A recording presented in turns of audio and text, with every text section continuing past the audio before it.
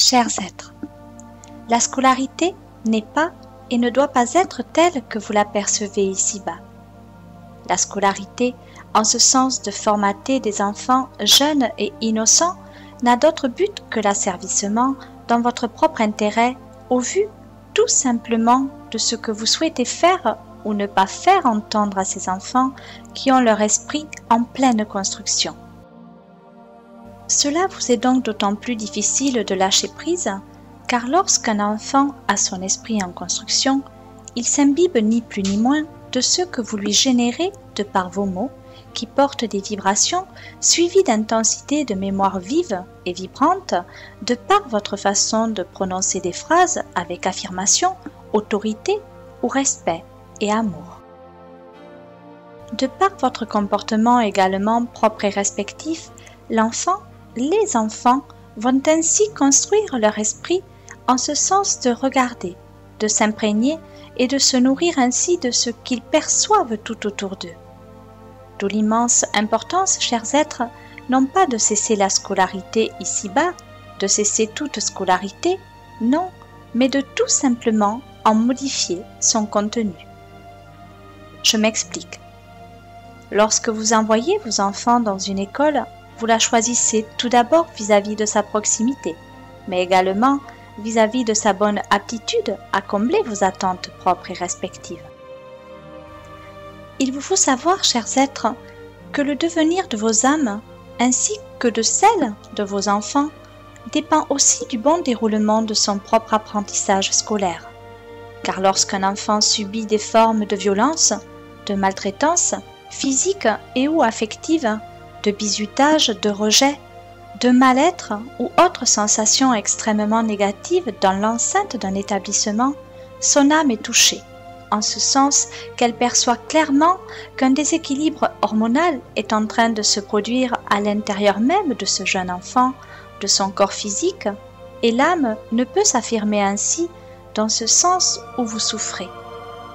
L'âme peut déployer sa forme amour absolu uniquement lorsque vous êtes bien, lorsque vous vous sentez en parfaite harmonie avec votre entourage proche, enfants, parents, amis, famille et la nature bien sûr.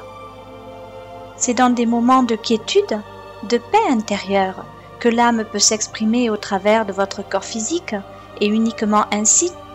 Alors, chers êtres, lorsque votre enfant scolarisé ou autre va subir des formes de violence dans son corps, son âme ne pourra pas facilement l'influer.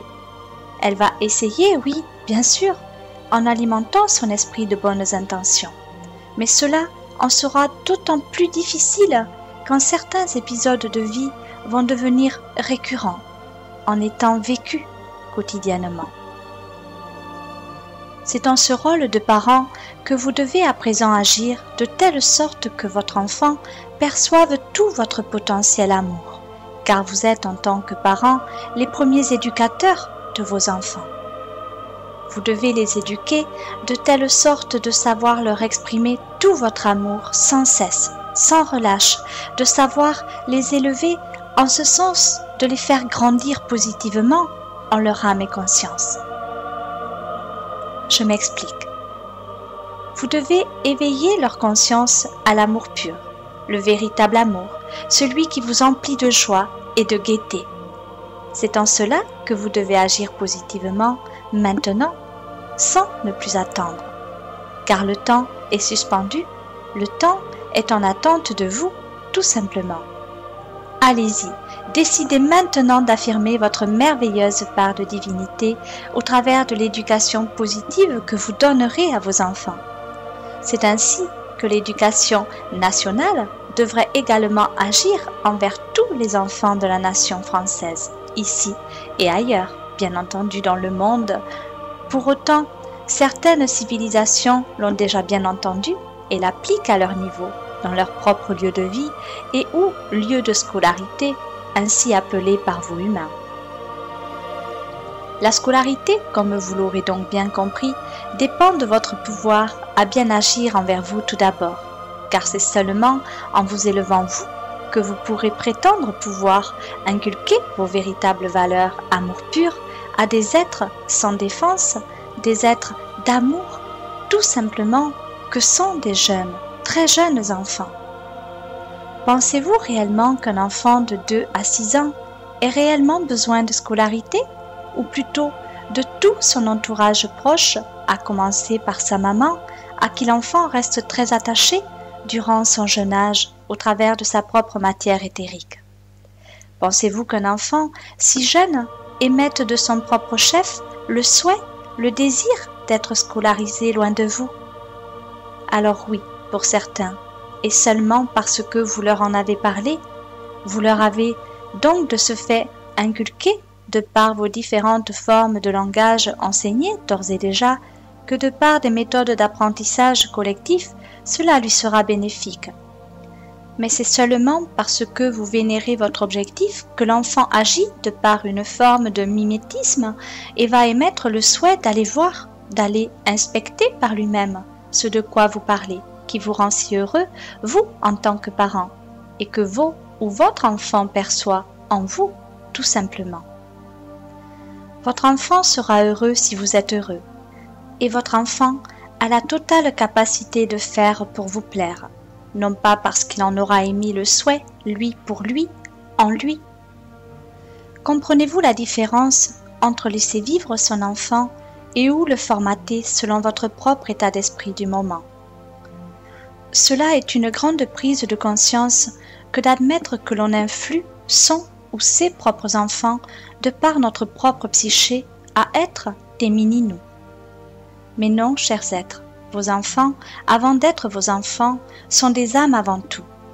Alors, laissez-les s'exprimer pleinement, écoutez leurs désirs. À quoi aspirent-ils dans leur propre vie? Car vos enfants se sont réincarnés à vos côtés pour recevoir une bonne éducation, amour, positive, avec toute l'affection qu'elle comporte, non pas pour y être dirigés, formatés comme des petits robots que l'on veut voir bouger, apprendre et évoluer dans la vie selon nos propres directives, de par nos propres émissions de pensée que l'on peut parfois trouver extrêmement positives. Pour autant, non. Croyez-moi, elles sont extrêmement porteuses de directives qui vous sont propres et respectives, et qui n'ont rien à voir, ou si peu, avec les désirs profonds de leurs âmes incarnées. Sachez de ce fait respecter leur être-té, qui lui seul sait ce qui est bon pour eux.